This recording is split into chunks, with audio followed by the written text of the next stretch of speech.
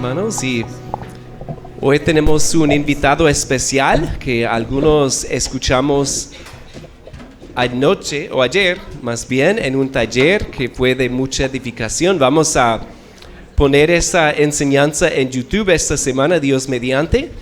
Entonces, él se llama Alejandro Robles, está aquí con su esposa Krista y sus 2 hijos. Y él sirve con la misma misión que nosotros, que es Asociación de Bautistas para el Evangelismo Mundial. Él sirve en Tenjo, Cundinamarca, cerca de Bogotá. Está apoyando en una plantación de una nueva iglesia en Cajicá. Y también sirve en el Seminario Bautista de Colombia. Entonces ha sido un gozo para mí conocer a mi hermano Alejandro. Nosotros hablamos cada semana. Y servir con él ha sido de gran bendición y sé que Dios lo va a usar en ese tiempo. Entonces, hermano, ven y predica la palabra. Muchas gracias, hermano Pastor Alfredo, por la invitación. Buenos días para todos.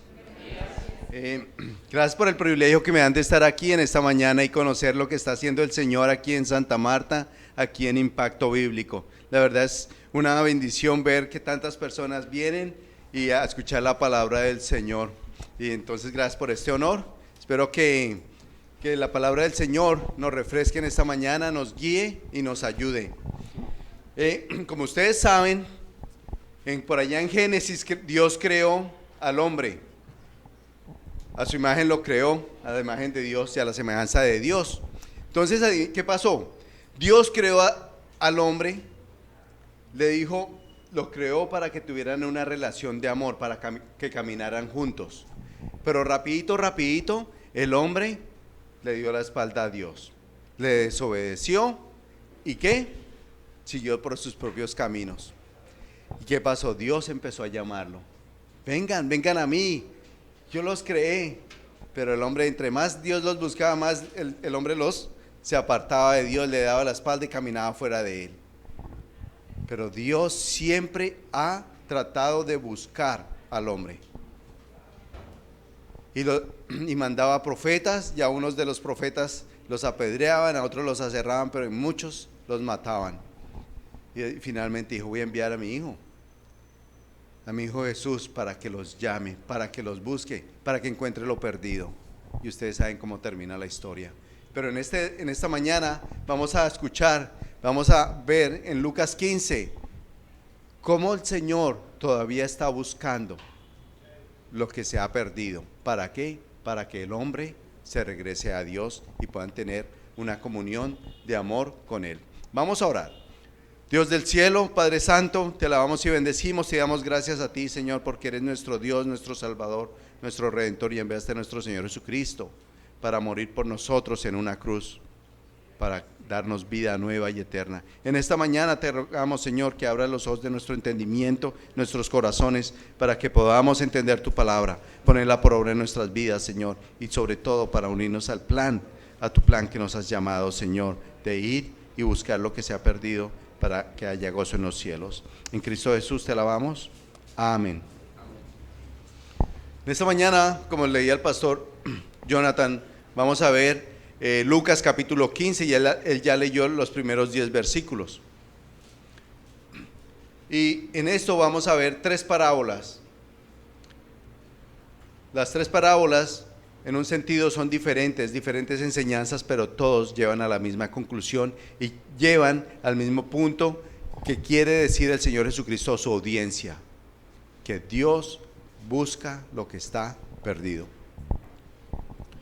Y bueno, gracias pastores por volverme a escuchar, darles ese dolor de escucharme nuevo, pero bueno, espero que el Señor nos hable de esta mañana. Entonces, como leía, vamos a empezar a ver los 3 primeros versículos, y voy a leer desde la Nueva Versión Internacional.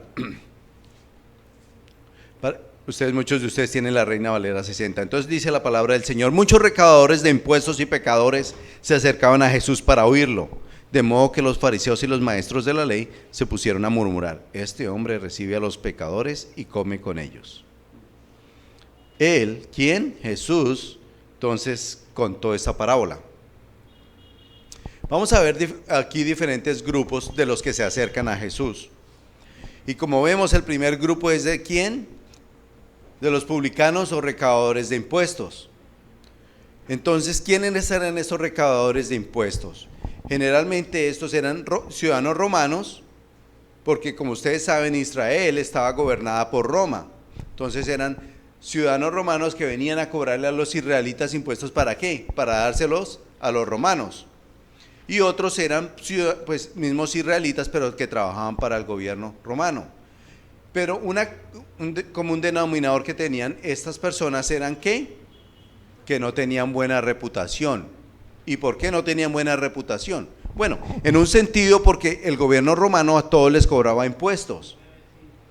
Y entonces si le decían, cobre el 5%, estos recaudadores de impuestos cobraban un poquito más. Es decir, 5% para Roma y otro por ciento ¿para qué? Para nuestros bolsillos. Esto es pura coincidencia si alguno de los políticos de nuestro día lo hacen. Pero en esa época eso pasaba. Entonces, ¿qué pasó? Ellos no tenían una buena reputación delante del pueblo, y pues con toda la razón. Y por otro lado, ¿ustedes saben qué es ser un ciudadano, digamos, de Colombia y pagarle impuestos a otro país? Todavía duele más. O sea, ellos tenían el doble dolor. Entonces, este es el primer grupo que vemos allí. Pero interesante que este grupo viene a escuchar a Jesús, viene y se acerca a Jesús. ¿Qué tiene este hombre que decir? Pero es que ellos sabían en sus corazones que algo estaban haciendo mal. Y bueno, vamos a ver, a escuchar a Jesús, a ver qué tiene que decirnos. Este es el primer grupo. El segundo grupo, aquí lo menciona en el versículo 1 como pecadores. Y vemos en el contexto del capítulo anterior, específicamente en el capítulo 14, versículo 21, que nos dice un poquito más acerca de quiénes eran estos pecadores. Muchos eran ciegos, cojos, con enfermedades, o simplemente personas que en un sentido sabían que no estaban a la altura de Dios, en un sentido que no se acercaban a Dios por temor a su condición o porque abiertamente han rechazado y han decidido, no voy a seguir la ley de Dios. Y específicamente en la nación de Israel, que era una nación que se gobernaba por la ley de Dios, que era una nación religiosa, que seguían al Dios vivo y verdadero. Entonces los gobernantes específicamente se creían en un sentido con un estatus espiritual más alto, entonces dejaban por debajo a aquellas personas que tenían enfermedades, que tenían problemas económicos o de cualquier otra característica. ¿Por qué? Porque los fariseos y los, digamos, maestros de la ley pensaban que ¿qué? Que usted tiene una enfermedad y esa enfermedad es por consecuencia ¿de qué? De un pecado que usted tiene. O si usted está en esa condición de pobreza y no tiene, digamos, los medios, eso le pasó ¿por qué? Por consecuencia de sus pecados. Entonces, en un sentido, los fariseos, los maestros de la ley, se creían con un estatus espiritual más alto. Y ellos entonces como, Señor, yo estoy bien delante de ti, yo sé las escrituras, yo sigo las escrituras, pues yo soy una persona capacitada y que tengo, digamos, el testimonio para llevar las escrituras y enseñarles al pueblo de Israel la ley. Pero estos pobres, todo lo contrario, se sentían avergonzados por su condición, se sentían primero rechazados por los líderes religiosos, se sentían rechazados por su propia gente y en un sentido también se sentían rechazados por el mismo Dios. Entonces, estas personas también vinieron a escuchar de Jesús. ¿Qué tiene que decir Jesús? Y por último, en el versículo 2 vemos el tercer grupo que vienen a escuchar a Jesús. ¿Quiénes eran? Los fariseos, y dice aquí los escribas en su versión. Fariseos eran los maestros de la ley, los que debían enseñar al pueblo de Israel la ley de Dios, los que deberían enseñar a Dios a todos los demás. Y dentro de ellos había un grupo especial. De esos fariseos eran los escribas, o como dice en esta versión, los maestros de la ley, ya un grupo más selecto, que ellos ya están, digamos, a un estatus todavía mayor que los que los líderes religiosos, eran los maestros. ¿Ah? En otras partes del mundo le dirían el gurú, el maestro de maestros. Entonces, este era el tercer grupo. Y entonces, pero ¿a qué venían estas personas? Y vemos en el versículo 1 que estos publicanos o recaudadores de impuestos y estos pecadores venían a escuchar a Dios. Estábamos cantando hace poco de ¿por qué venimos delante de Dios muchos de nosotros? Porque necesitamos de Dios, porque realmente queremos escuchar de Dios. Y no todos venimos con la misma intención, ¿verdad? Aquí muchos de ellos, en las parábolas y cuando la Biblia nos dice, muchos venían a Jesús. ¿Por qué? Porque Jesús los alimentó. Entonces vamos porque nos va a alimentar. Otros decían, vamos a Jesús, ¿por qué? Porque nos va a curar nuestras enfermedades. Otros decían a Jesús, no, vamos para hacerlo rey, porque si lo hacemos rey, pues ya nos da todo lo que necesitamos. El pan y de una vez tenemos clínica gratis, ¿verdad? Entonces no importa, pero ¿cuántos venían? Muchos venían, ¿por qué? Con motivaciones diferentes. Y no importa con qué motivación venía, Jesús conocía sus corazones, pero Jesús se agradaba que vinieran a Él. ¿Por qué? Porque al final Él sí tenía algo para darles, y era palabra de vida eterna. Y vemos aquí el tercer grupo. El primer grupo venía para escucharle, según lo que dice aquí la palabra del Señor. ¿Pero a qué venían los fariseos?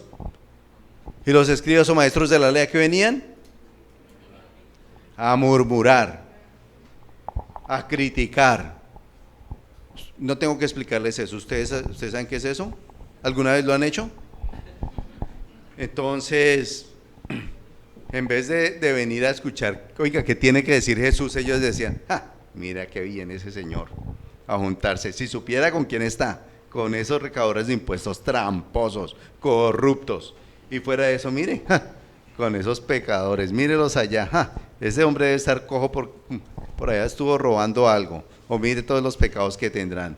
Si ven las motivaciones diferentes por las que viene la gente a Jesús, Jesús conoce los corazones de todos.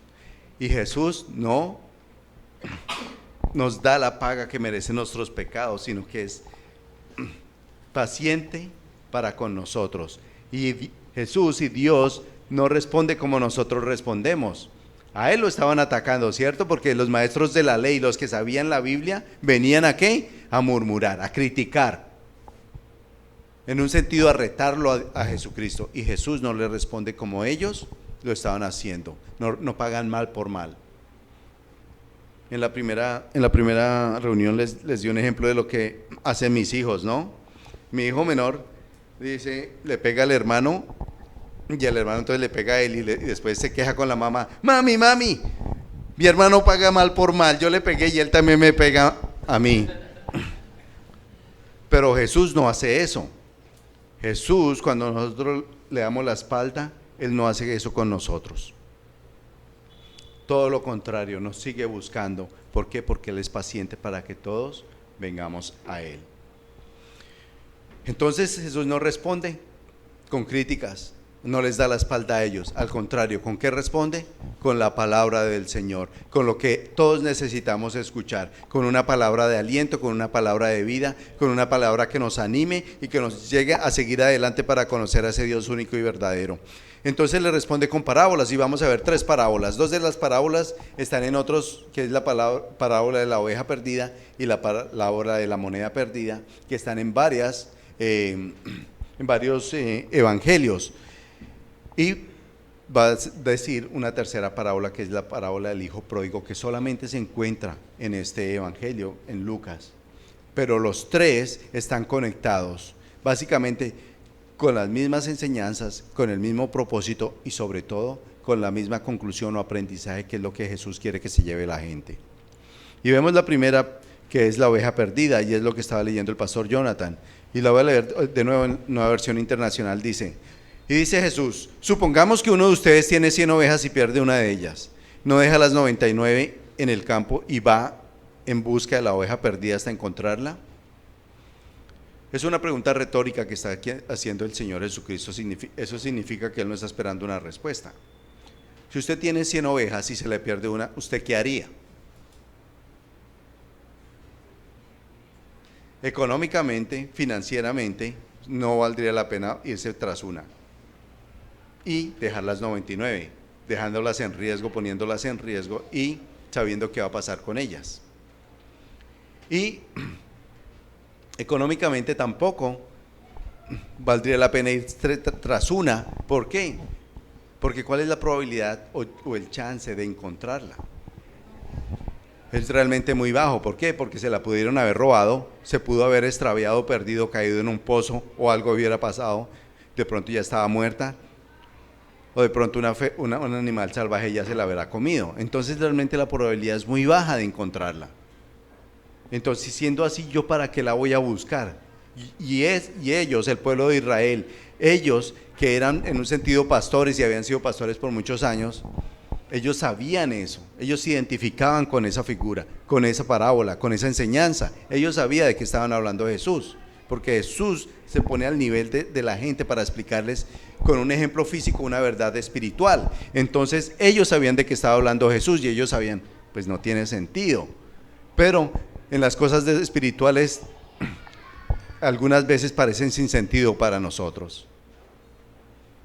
Entonces el Señor Jesucristo responde, pues claro, si se pierde una oveja, ese pastor de ovejas la va a buscar, porque no es un pastor de ovejas cualquiera. ¿Es quién? Dios mismo. Y para Dios mismo todas las ovejas valen lo mismo, 100, y todas son importantes para Dios. ¿Por qué? Porque Dios las creó. ¿Por qué? Porque Dios envió a su Hijo Jesucristo al mundo para morir por esa oveja. Entonces realmente tiene una importancia y un valor y un significado muy grande delante de Dios, y por eso es que va a buscar esa oveja, aún sabiendo que la probabilidad de encontrarla es muy baja. ¿Pero qué? Pero eso vale la pena para Dios, y es importante para Dios. Y qué interesante que Jesús responde, adivinen qué pasó. El pastor encontró la oveja. ¿Y qué hace el pastor? El pastor pone su oveja en sus hombros, la alza y se regocija, se alegra. ¿Por qué? Porque él sabía que eso es casi un milagro. Y entonces dicen, wow, la encontré, mi esfuerzo valió la pena. Todo lo que me gasté y finalmente la encuentro, y por eso me regocijo, me alegro, la subo en los hombros. Y yo no voy a regañar a esta oveja necia que se me va y se me pierde, sino todo lo contrario, se goza, se alegra. Y no solamente se alegra, sino después regresa a casa, le cuenta a su familia y a sus amigos, miren lo que me pasó. La ovejita necia que siempre se me pierde, se me perdió de nuevo, y va y me puso a buscarla. Le gasté 3 días y 3 noches y bueno, pero dio resultado, y por eso estoy tan contento que me voy a gastar más de lo que vale la oveja para hacer una fiesta con ustedes. Entonces va y haces una fiesta, se regocija, festeja por haberla encontrado. Y aquí es cuando Jesús le dice a su audiencia, acuérdense de la audiencia de Jesús, publicanos, pecadores, fariseos. Miren la enseñanza de acá, y está en el versículo 7. Les digo que así es también en el cielo. Habrá más alegría por un solo pecador que se arrepiente que por 99 justos que no necesitan arrepentimiento. ¿Qué les está diciendo el Señor Jesucristo allí? Una ovejita se arrepintió. Encontré una oveja que estaba perdida. Así como este pastor de ovejas se gozó, se regocijó cuando la encontró, así es para Dios. Hay fiesta en el cielo, gozo en el cielo. ¿Por qué? Por un pecador que se arrepiente y viene a los pies de Dios. Y él estaba hablando directamente también a los fariseos, ¿verdad? A esos escribas que se creían justos delante de Dios y decían, yo no necesito arrepentimiento porque yo soy recto delante de Dios. Y él estaba hablando a ellos, ¿por qué? Porque ellos se creían justos. Hoy en día muchos dicen, no, es que yo soy bueno, yo no le hago mal a nadie, yo estoy bien con Dios. Pero todos sabemos que delante de Dios la Biblia dice que no hay justo ni quién, ni aún uno. Todos somos pecadores, y por cuanto todos somos pecadores, ¿qué? ¿Cuál es la paga del pecado? La muerte. Y así lo pone la Biblia y eso enseña a Dios, que todos somos pecadores. Entonces, Él está hablando directamente a esta audiencia y especialmente a los fariseos que le están criticando y murmurando contra Él. Y Él dice, mire, más vale uno que se arrepiente que 99 que se creen justos y no, en su opinión, no necesitan arrepentirse.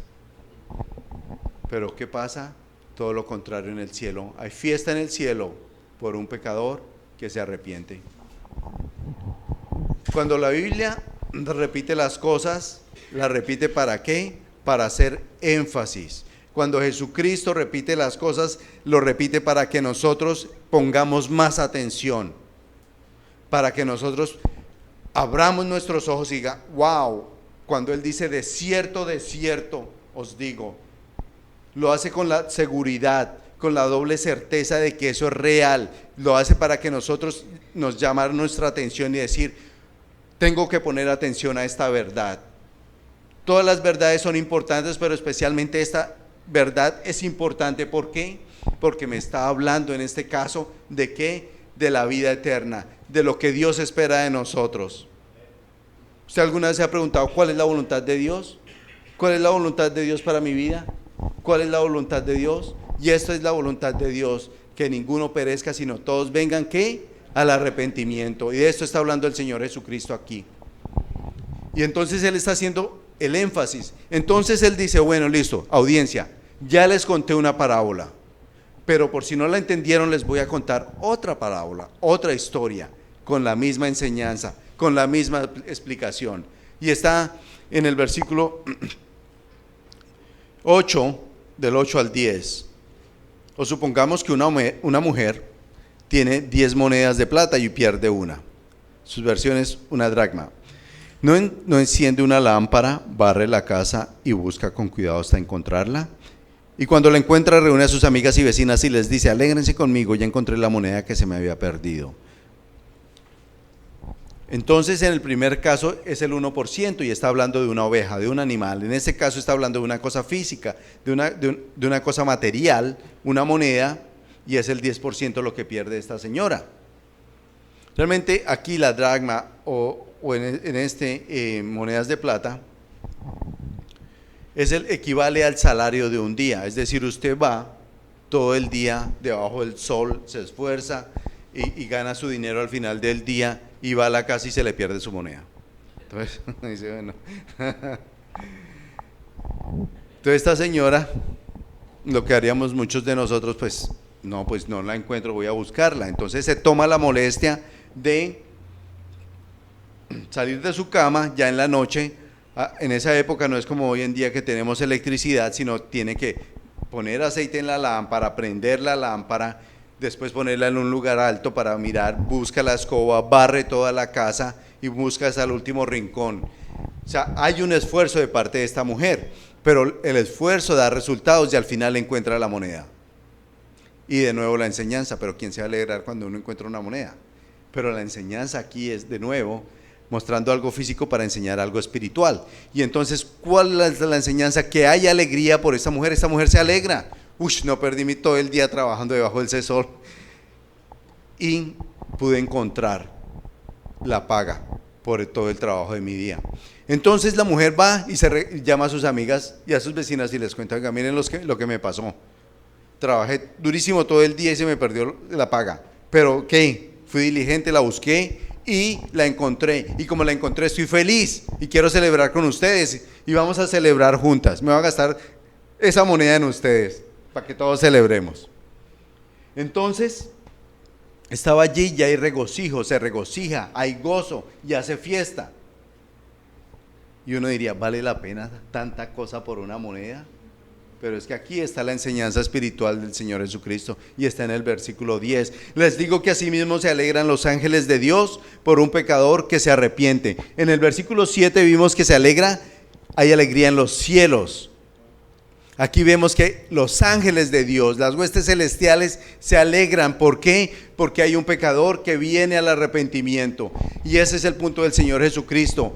Arrepiéntanse, arrepiéntanse. Cuando ustedes se arrepienten, hay alegría en los cielos. Los ángeles de los cielos se regocijan, hacen fiesta. ¿Por qué? Porque ese es el propósito y el plan de Dios, que todos vengan al arrepentimiento, y por eso hay fiesta en los cielos. Y lo que hace este pastor de ovejas, lo que hace esta señora, es el equivalente de la alegría tan grande que hay en el reino de Dios, en los cielos, cuando alguien se arrepiente y busca al Señor.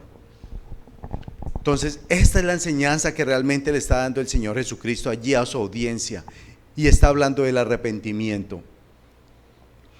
Y básicamente el arrepentimiento no es nuevo para el pueblo de Israel. ¿Ustedes se acuerdan del mensaje de los profetas en el Antiguo Testamento? ¿Se acuerdan qué decían? Arrepiéntanse. ¿Cuál era el mensaje de Juan el Bautista? Arrepiéntanse. ¿Cuál es el mensaje del Señor Jesucristo? Porque el reino de los cielos está cerca. Todo es arrepiéntanse. ¿Cuál fue el mensaje de los mismos discípulos después de que el Señor Jesucristo ascendió a los cielos? ¿Con qué empieza la iglesia? Pedro habla de ¿qué? Arrepiéntanse. Es el mismo mensaje en el Antiguo Testamento, es el mismo mensaje en el Nuevo Testamento con Jesús, con Juan el Bautista, con los discípulos, y es el mismo mensaje el día de hoy. Arrepiéntanse porque el reino de los cielos se ha acercado. Entonces, esto es lo que está diciendo el Señor Jesucristo acá. Cuando hay arrepentimiento, cuando un pecador viene y se arrepiente, hay alegría en los cielos. No sé si a ustedes les pasa lo mismo que a mí, y mis hijos tienen el mismo problema. Para que hagan algo yo se lo tengo que repetir varias veces. Entonces tengo que dar la misma instrucción varias veces para que la hagan, y a veces aún así no la hacen. Entonces, como el Señor Jesucristo sabe cómo somos nosotros, entonces Él les dice esta verdad espiritual con una historia. Después les repite la misma verdad espiritual con una diferente historia. Y Él dice, bueno, si no la han cogido ni la primera ni la segunda vez, vamos a ver si la cogen la tercera vez. Aunque en mi caso son más de 3 veces, ¿no? Y en mis hijos son más de 10, pero bueno, seguimos insistiendo, y Dios es así con nosotros, es paciente, no se desespera. Entonces, ya el Señor Jesucristo les va a contar otra parábola a su audiencia, pero esta parábola ya no es de un animal, ya no es de una cosa material como la moneda, ahora ya va a tocar las fibras, va a hablar de una persona. Y va a hablar de un hijo, y muchos se pueden sentir identificados, o porque son padres o porque son hijos, pero ya está hablando de una persona, y empieza a hablar de lo que pasa con esa persona, y nos cuenta la historia, nos cuenta la parábola acá, que había un hombre que tenía 2 hijos, versículo 11. El menor de ellos dijo a su padre, papá, dame lo que me toca de la herencia, así que el padre repartió sus bienes entre los 2. Poco después el hijo menor juntó todo lo que tenía y se fue a un país lejano. Allí vivió desenfrenadamente y derrochó su herencia. Cuando ya lo había gastado o malgastado todo, sobrevino una gran escasez en la región y él comenzó a pasar necesidad. Así que fue y consiguió empleo con un ciudadano de aquel país, quien lo mandó a sus campos a cuidar cerdos. Tanta hambre tenía que hubiera querido llenarse el estómago con la comida que daban a los cerdos, pero aún así nadie le daba.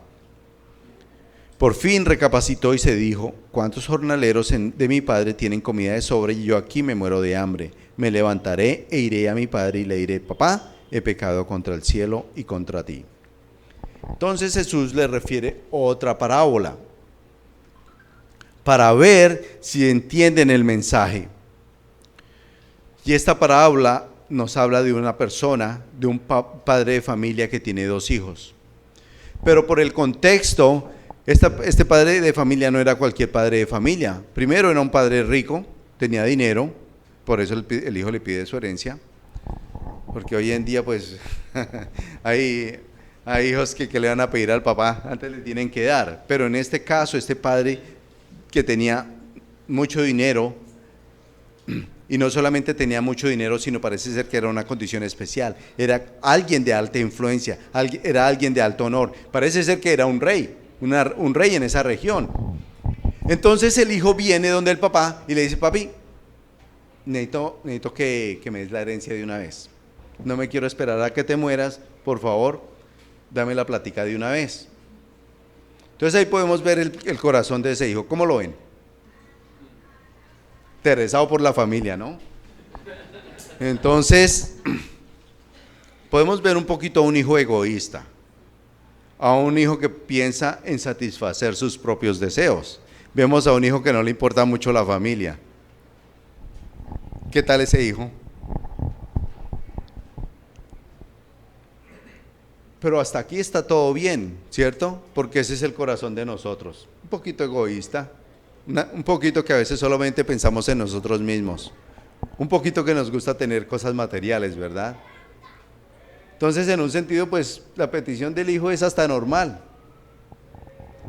Lo que me sorprende acá es la reacción del papá. ¿Ustedes piensan que ese papá no conocía a su hijo? Una belleza de hijo, modelo. Entonces él dijo, pues, ¿sabe, hijo? Sí le voy a dar la herencia. Eso sí es sorprendente, porque sabiendo aún cómo su hijo era necio, cómo era egoísta, cómo solo pensaba en sí mismo, cómo no pensaba en la familia, sí, el padre dijo, sí, le voy a dar eso, y le repartió los bienes a sus dos hijos, y le dijo, vaya mi hijo, mire hijo menor, aquí están todos los bienes que le corresponden a usted, todo se lo pongo a su nombre, haga con ellos lo que quiera. ¿Y qué hizo el hijo menor? Ni le dio las gracias al papá, porque aquí no vemos que fue agradecido con el papá.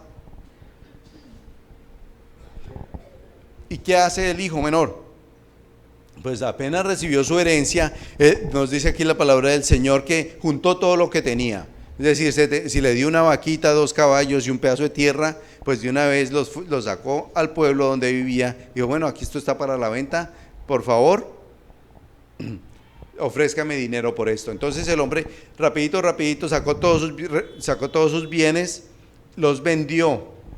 ¿Cómo se sentiría ese padre al ver a su hijo vendiendo todo el trabajo que él había hecho? Trabajo de tantos años, el esfuerzo de muchos años. Y lo más bello para el hijo es que no trabajó por eso. ¿Cómo ven a ustedes esta escena? ¿Cómo se sentiría ese padre de familia? Desilusionado, decepcionado. Se parece a la mamá de ese hijo mío.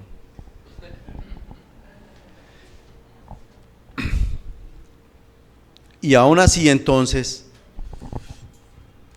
el hijo se fue. No solamente le vende los bienes al papá, sino el hombre se le va. En esta versión dice que se fue para un país lejano. ¿Cómo estaría ese papá cuando lo ve partir? Le vende todas las cosas y lo ve partir. Y el hijo sin despedirse, sin saber para dónde se va, no le dice cuándo va a regresar. El papá no sabía si iba a volver o no, si esta era la última vez que lo estaría viendo. El papá se preguntaría, ¿yo qué hice con este hijo mío? Entonces el hijo se va para una nación muy lejana, se va para otro país y allí empieza a vivir desenfrenadamente, a vivir una vida básicamente siguiendo sus propios deseos. Y como no le había costado nada, como no había trabajado nada por eso, entonces el hombre gasta todo lo que el papá le había dado, se lo gasta. Y como nuestros pecados tarde o temprano nos alcanzan, como nosotros sembramos cosas malas, ¿qué esperamos recoger? Entonces nosotros recogemos lo que sembramos, ¿cierto? Entonces él no fue la excepción, estaba recogiendo lo que sembró. Y como sembró para sus propios deseos, para seguir su propia voluntad, para seguir sus propios caprichos, en un sentido su propia lujuria, entonces estaba ¿qué? Cegando eso mismo. Al final del tiempo se encontró solo, se encontró sin dinero, se encontró sin saber qué hacer. Y lo peor es que se encontró sin saber cómo trabajar, porque allá donde su padre todo lo obtenía, el padre le daba todo y no había trabajado por eso. Y entonces se encuentra en una necesidad grande, pero además en esa región vino hambre, vino escasez. Entonces sus pecados lo alcanzaron. Y allí en medio de la situación el hombre empieza a buscar solucionar su problema. Y entonces dice, pues me toca empezar a trabajar. me toca empezar a buscar trabajo, pero nadie le daba trabajo. Entonces el hombre en medio de su necesidad dijo, ¿qué voy a hacer? Y finalmente una persona de allí le dice, oiga, yo tengo una finca, pero en mi finca tengo unos cerdos, vaya y me cuida los cerdos y yo le doy algo por eso. Entonces en medio de su necesidad, este hombre, que no era cualquier hombre, primero era el hijo, el heredero de un rey. Este hombre tenía dinero, tenía una condición de alta clase, pero hasta donde llegó su pecado, iba bajando, bajando, bajando. Entonces le toca irse a esta finca y le toca irse allí a apacentar cerdos, cuidaba cerdos. ¿Ustedes se imaginan para un judío lo que esto significa? ¿Ustedes se acuerdan cuál es el animal impuro de los judíos? El cerdo, ¿verdad? No solamente está allí cuidando cerdos, el animal que ellos desprecian, el animal que ellos rechazan, el animal que ellos tienen como por impuro, sino ahora estaba cuidando cerdos. Y más adelante vemos allí, no solamente los estaba cuidando, sino quería ser como un cerdo, es decir, que tenía tanta hambre, tenía tanta necesidad que quería alimentarse de lo que comían los cerdos, las algarrobas que comían los cerdos. Entonces llegó a tan bajo, porque su pecado lo hizo llegar tan bajo que estaba allí peleando con un cerdo. ¿Para qué? Para poder comer las comidas que los cerdos comían. Allí estaba esa persona. Si ven cómo nuestros pecados nos alcanzan y cómo nos pueden llegar a hacer caer tan bajo y tan profundo que nosotros estamos en el mismo nivel o más bajo que un cerdo.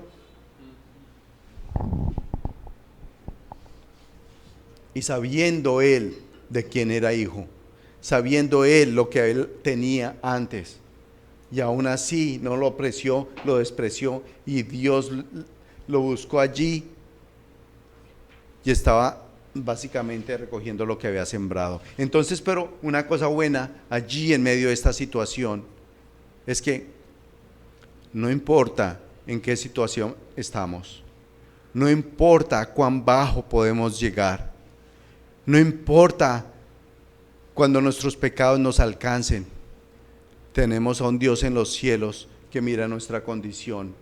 Tenemos a un Dios de los cielos que mira nuestro corazón. Y él allí, este hijo en medio de su situación, en medio de su condición, volvió dentro de sí. Dijo, wow, miren la condición en que estoy. Miren en el pecado en que estoy. Miren lo que estoy haciendo. Él volvió en sí.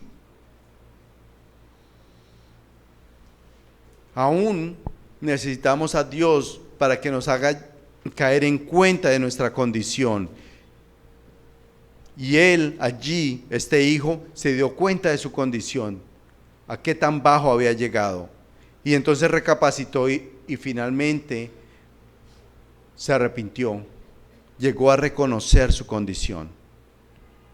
Y dice allí, en su cabeza, en su corazón, la oración: Padre, he pecado contra el cielo y contra ti. Él piensa en su corazón y se arrepiente en su corazón. Y así como lo piensa y así como lo que Dios le puso en su corazón, entonces dice, voy a diseñar un plan, voy a volver donde mi padre. Pero yo sé que por lo que yo he hecho, por lo que yo he actuado, por lo que yo hice y yo no me di cuenta de que yo había hecho, había despreciado a mi familia, no valoré lo que mi padre me dio, no supe lo que yo tenía antes. Yo sé la ofrenda que le he causado a mi familia, la vergüenza, el deshonor. Yo sé todo eso, pero ¿saben algo? Yo no merezco ser más hijo de mi padre. Entonces voy a volver donde él y le voy a decir: Padre, he pecado contra el cielo, contra ti, ya no merezco ser más tu hijo, pero al menos hazme como uno de tus obreros. Hazme como uno de tus jornaleros, porque yo sé que tan bajo he llegado y yo mismo estoy avergonzado. En su corazón hubo una transformación, en su corazón hubo un arrepentimiento. Y eso es lo que busca Dios en cada uno de nosotros hoy en día. No importa cuál sean nuestros pecados, no importa cuál sea nuestro pecado, no importa cuál sea nuestra condición, Dios mira nuestro corazón y Él espera que nos arrepintamos. Él desea que nosotros le pidamos perdón, le busquemos en nuestra mente y en nuestro corazón. Dios siempre está allí para nosotros. Y así como lo pensó, y hablando de planeación, así como lo planeó, así lo hizo. Entonces, efectivamente, Él regresa desde esa tierra lejana, busca los medios y hace el viaje de regreso hasta su casa. Y en el versículo 20, así que emprendió el viaje y fue a su padre. Regresa, así como lo planeó. Ahora, por un momento, pongámonos en la otra parte de la historia. Pensemos desde el lado del padre. ¿Ustedes piensan que ese padre bondadoso no estaba buscando a su hijo? ¿Ustedes no piensan que ese padre bondadoso estaba pensando en su hijo todos los días? ¿No estaba pensando qué habrá pasado en mi hijo? ¿Estará vivo? ¿Estará muerto? Ese padre bondadoso no estaría pensando cuándo mi hijo regresará, me gustaría verlo de nuevo. ¿Cómo creen que estaba ese padre? Dolido en su corazón, triste, esperando escuchar noticias de su hijo. En un sentido, el Padre que tenemos en los cielos está en la misma condición, esperando que sus criaturas, que su creación venga otra vez a Él, se arrepienta, lo busque, porque Él siempre está con los brazos extendidos, esperando que volvamos a Él. Y Él no nos da la paga que merecen nuestros pecados, Él no nos da la espalda, Él no actúa como nosotros, sino cada vez que nosotros venimos delante de Él, Él está allí para nosotros con sus brazos abiertos. Ese es el Padre misericordioso. Entonces, ¿qué pasa? Su papá estaba allí esperando a su hijo, ¿verdad? ¿Y qué pasa? No esperó ni que llegara a la casa. Apenas lo vio, ¿qué hizo ese Padre misericordioso? Salió corriendo, imagínense la felicidad que tenía ese papá. Salió corriendo a encontrar a su hijo. ¿Y qué pasa cuando lo encuentra? Lo abraza, lo besa. ¿Tenía rencor el papá? Para nada, ¿verdad? Era un papá compasivo que estaba esperando por ese momento desde el primer día que el hijo se fue. Ese es el Padre Celestial que está hablando el Señor Jesucristo. Bueno, pero entonces el hijo no solamente se arrepiente, porque él ya se había arrepentido desde el primer momento que estaba allá y reconoció su condición y desea volver donde su padre. Pero así como hubo arrepentimiento, el hijo tiene que confesarlo a su padre. Y en el 21 el hijo le dice: papá, he pecado contra el cielo y contra ti, ya no merezco que me llame tu hijo. ¿Sí ven que es la misma oración? ¿Sí ven que es lo mismo que él había pensado antes? Él ya lo había pensado, él ya lo había reconocido en su corazón. Ahora él estaba confesando a su padre con su voz, porque es importante decirlo. No solamente hay arrepentimiento, hay confesión. Hay algo en mi corazón, pero también lo confieso con mi boca, y eso es lo que está diciendo aquí el hijo. Le está confesando a su padre, diciéndole: Padre, he pecado contra el cielo, he pecado contra ti, ya no merezco más ser llamado tu hijo. ¿Sí ven aquí la condición del hijo? ¿Sí ven cómo ha cambiado desde un hijo orgulloso que le vende todas sus cosas al padre a un hijo que viene arrepentido y se humilla delante de su papá y le confiesa lo que él ha hecho? Porque él confesó el pecado que él había hecho. No solamente hubo arrepentimiento, sino hubo confesión de pecado. Y ahora, ¿cuál es la respuesta del padre? El papá no se tomó la molestia de decirle: sí, lo perdono, porque ese Padre misericordioso ya lo había perdonado desde el primer momento que lo vio, desde el primer momento que se fue, ya lo había perdonado. Solamente estaba esperando que el hijo regresara. ¿Para qué? Para abrazarlo, besarlo, porque él sabía que cuando el hijo iba a regresar arrepentido. Ese Padre misericordioso en los cielos ni se tomó la molestia de responder. Todo lo contrario, le dice a sus siervos. ¿Qué le dice a sus siervos? Pronto traigan la mejor ropa para vestirlo, póngale también un anillo en el dedo y sandalia en los pies. Es decir, inmediatamente el padre restituye al hijo a la misma condición que estaba antes. Ese hijo era de la realeza, ese hijo era un príncipe y le dice, traigan la mejor ropa. Es decir, lo vuelve a la misma posición que estaba antes. Este es mi hijo príncipe, vuelve a lo mismo, no va a ser un siervo, no va a ser un jornalero, va a ser hijo mío, hijo del rey nuevamente, y por eso le dicen traigan la mejor ropa, y lo vistió nuevamente de ropas reales.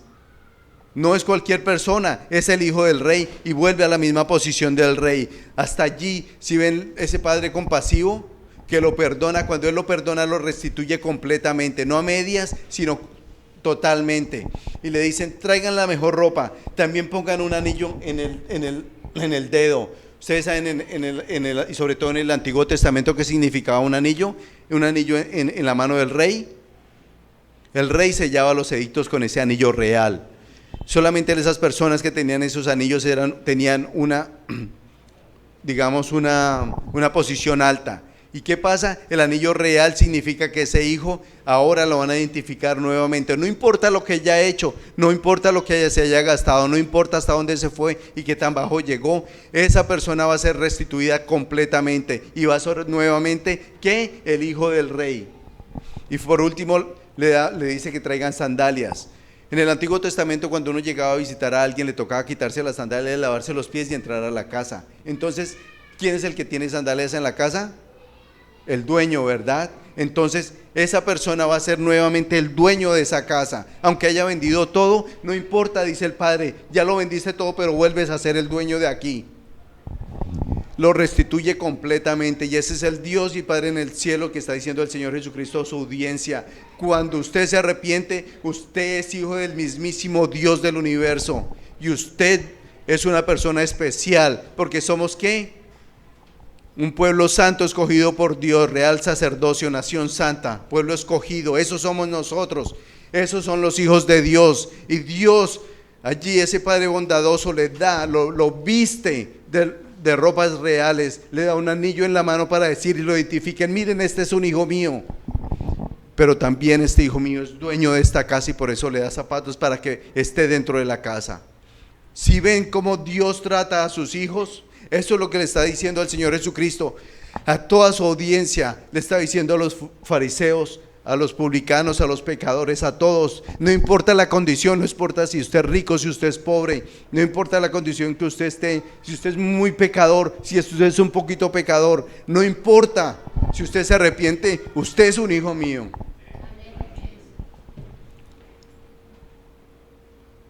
Entonces, ¿qué pasa? Como en las otras parábolas, entonces también hay celebración. Y dice el padre, traigan el ternero más gordo y mátenlo para celebrar un banquete. Hay celebración, así como hay celebración. Este rey hizo una celebración por su hijo perdido. Porque este hijo mío, versículo 24, estaba muerto, pero ahora ha vuelto a la vida. Se había perdido, pero ha sido hallado. Así que empezaron a hacer fiesta. Y de nuevo el Señor Jesucristo está resaltando la importancia del arrepentimiento, de volverse a Dios. ¿Por qué? Porque en los cielos hay gozo, porque en los cielos hay celebración cuando una persona viene a Dios y se arrepiente. ¿Sí ven la importancia? ¿Sí ven lo que hay en los cielos cuando hay pecadores que se arrepienten? Nosotros a veces subestimamos a Dios, pero Dios es un Dios bueno, es un Dios compasivo, es un Dios que está esperando que todos se arrepientan. Y a veces pensamos, no importa si hay uno más que se arrepiente o otras personas que no se arrepientan, pero para Dios sí hay diferencia, porque todas las personas, todas sus criaturas son importantes para Él. Y por eso hay gozo en los cielos. ¿Sí ven qué tan explícito está haciendo el Señor Jesucristo aquí? Este rey, este padre de familia hizo fiesta porque su hijo estaba muerto y volvió a la vida. ¿Qué dice la Escritura acerca de los que no conocen a Dios? Que están ¿qué? Muertos en sus delitos y pecados. En este caso él estaba muerto en sus delitos y pecados, pero fue hallado. fue encontrado por Dios y pasó de muerte a vida. Estaba perdido y fue encontrado por Dios. Y por eso hay celebración, por eso hay gozo, por eso mató el ternero más gordo. Para mostrar la importancia del arrepentimiento, para mostrar la importancia de que ahora este hijo tiene vida. Me imagino que ya para este tercer punto, el Señor Jesucristo está pensando, espero que ya cojan la idea, espero que ellos entiendan. Ya les he dicho 3 veces, ¿cierto? 3 veces que hay alegría en los cielos por un pecador que se arrepiente. Espero que ya vayan cogiendo la idea. Pero como les dije antes, muchos de nosotros somos tan a veces tan necios que nos tienen que decir más y más veces, repetirnos la misma cosa muchas veces más. Pero a veces también el corazón se ha engrosado por el pecado, o no hay la necesidad, o no ven que debemos arrepentirnos delante de Dios. Entonces el Señor Jesucristo explícitamente les está diciendo el propósito, lo que le está diciendo allí, que deben arrepentirse. ¿Por qué? Porque hay alegría en los cielos. Ahora vamos a ver el contraste entre este padre bondadoso y el hijo mayor cuando ve a su hijo. Entonces, del versículo 25 al 27, entonces el hijo mayor estaba trabajando fuertemente en el campo. Parece ser que el hijo mayor siempre ha estado con el padre, siempre ha estado allí, siempre se ha creído pues justo delante del padre, y estaba trabajando, y entonces regresa a su casa al final del día, pues ya para descansar. Pero algo pasó. En mi casa hay fiesta y no me han invitado. Eso es algo serio, ¿no? Entonces llama a uno de los siervos, no entra a la casa, no va totalmente a la casa, sino para y dice, ¿qué está pasando? ¿Usted es mi casa o no? ¿Qué está pasando aquí? ¿Será que mi papá me echó? Algo pasó. Entonces llama a uno de los siervos y le dice, venga, oiga, ¿qué está pasando? Y entonces el siervo le dijo, ajá, es que su hermano menor, ¿se acuerda de él? Sí, ha vuelto. Entonces, ¿cuál fue la reacción de este hermano?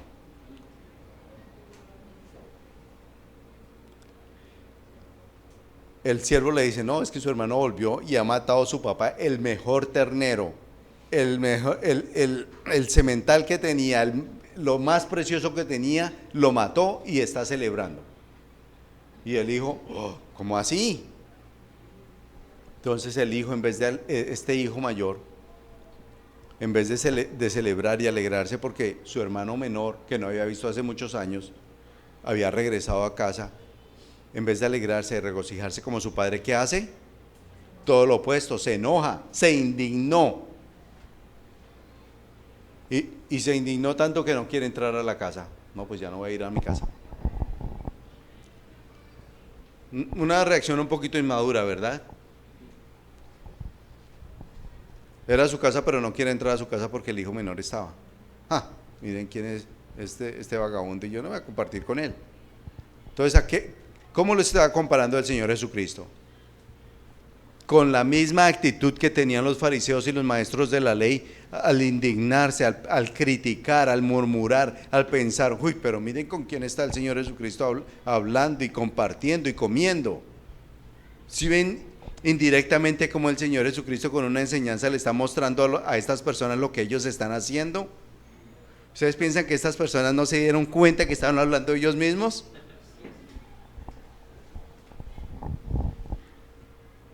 Entonces, pero hay un padre que él no es imparcial. Hay un padre que trata a sus hijos de la misma manera. Así como tuvo compasión y misericordia con el hijo menor, así viene con el hijo mayor. Sale y va a buscar a su hijo mayor y le dice, hijo mayor, ¿qué está pasando?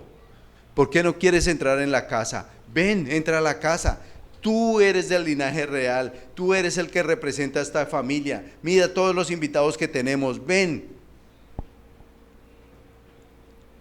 Y el padre no solamente lo animaba, sino le suplicaba, le decía, venga, entre, comparta, participe de la celebración.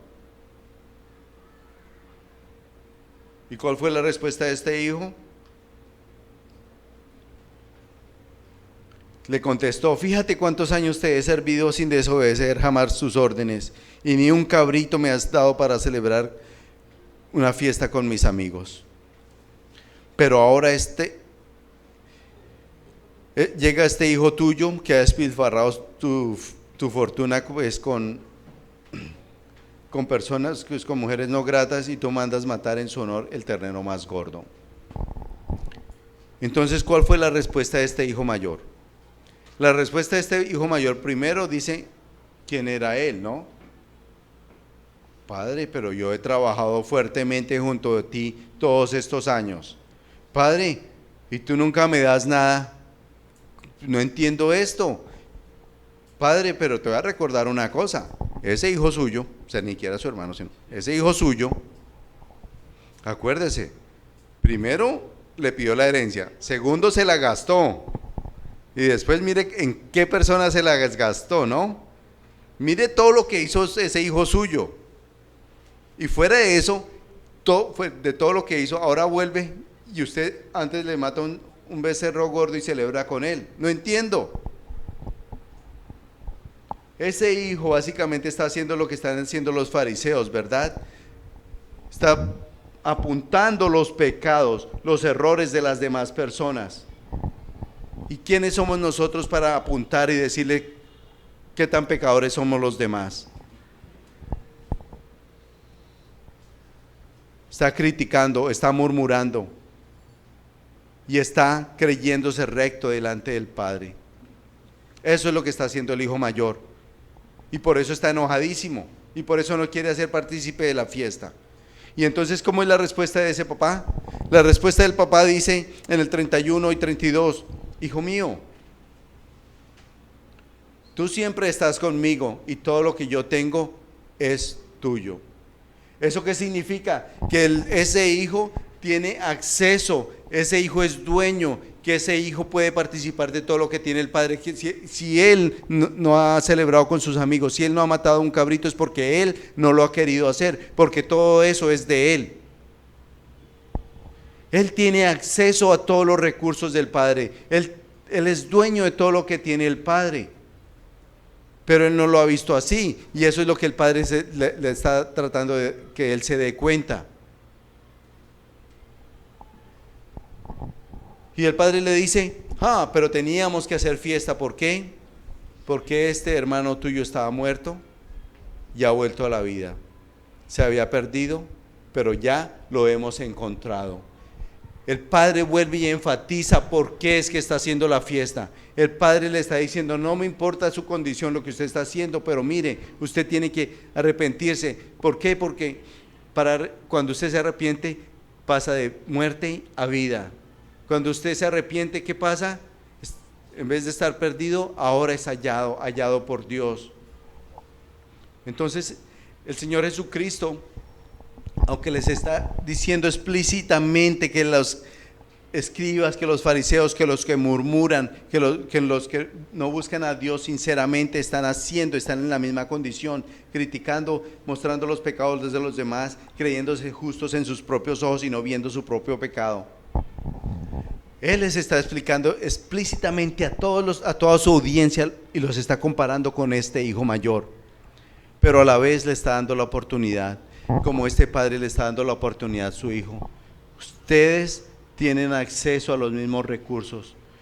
Si ustedes se acercan a mí, si ustedes me buscan, ustedes pueden ser partícipes, y le está dando la invitación.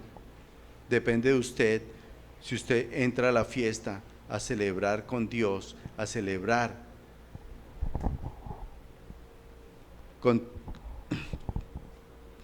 con Dios mismo, con el Señor Jesucristo, con los ángeles de Dios, a celebrar y a regocijarse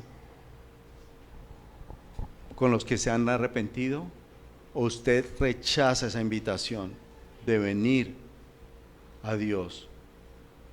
Entonces el Señor Jesucristo, a propósito, no termina esta parábola. ¿Por qué? Porque la deja abierta. Depende de cada uno de ustedes rechazarla o aceptarla. Es personal y es cada uno.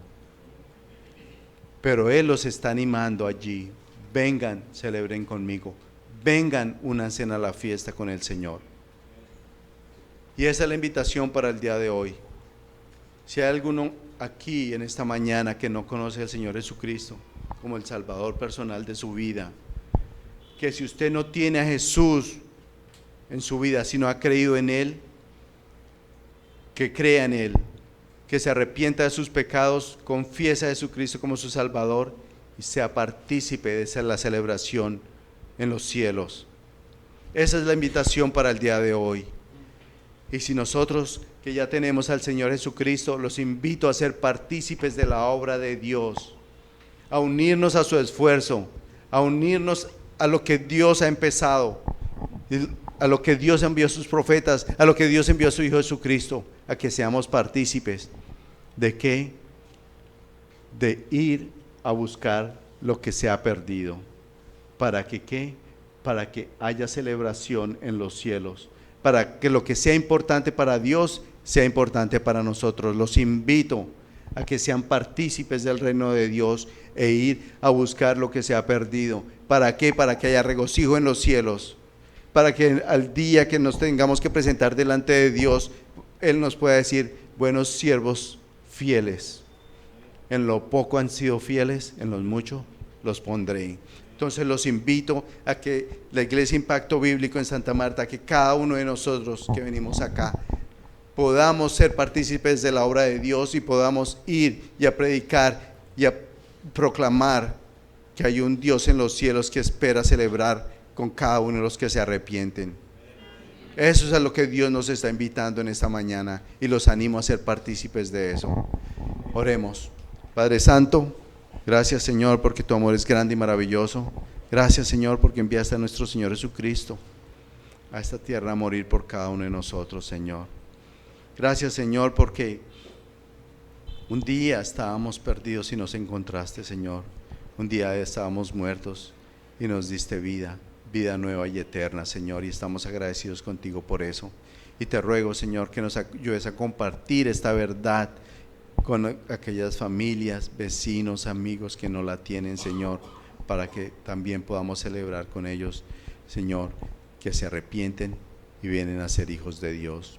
Bendice, Señor, la iglesia en esta mañana, bendice la Iglesia Impacto Bíblico, que puedan ser luz en medio de la oscuridad, que cada una de las personas que aquí asisten, los miembros, cada uno, Señor, puedan, Señor, llevar esa noticia de, Señor, que se tienen que arrepentir para volverse a ti, para ser hijos del Dios altísimo, del Dios vivo y verdadero, Señor, para que haya gozo, regocijo y fiesta en los cielos, y no solamente por un momento, sino disfrutar de tu presencia por una eternidad. Bendice, Señor, la iglesia, permite que pueda multiplicar, Señor, en tu conocimiento, pero también en número, que más personas puedan llegar a ti.